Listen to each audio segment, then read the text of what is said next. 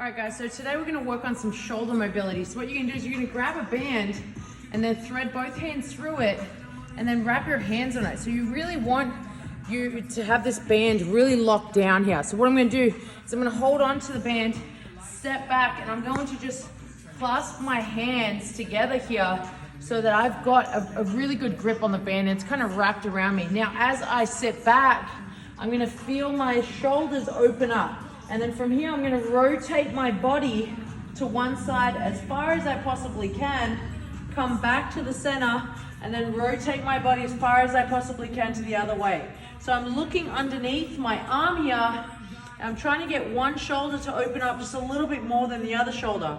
And then I'm gonna try and sink a little bit lower to the point where I'm actually gonna come down onto my knees, and I'm going to then start folding even more forward and letting that band really pull me. So I've still got my hands clasped here, and then I'm gonna start doing that rotation again where I drop one shoulder, open up through the other one, and then come back to the center, and then rotate and drop through the other side, coming back to the center here. And we're gonna utilize this now into developing that overhead position.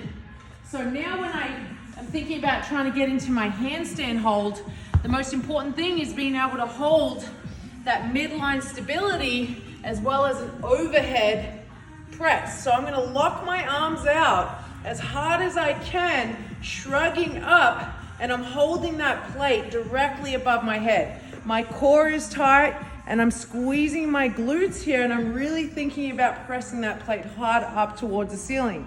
I'm gonna hold this for 3 minutes total, just to really focus on getting that endurance and holding that tension for as long as I can. You can take breaks, but ultimately you're trying to work on that stability overhead. After I've done that, I'm then going to kind of put that into some activation pattern where I'm actually going to shift to one side of the plate, then shift over to the other side of the plate, focusing on pressing my hand into the ground hard, and I'm using this muscle right here.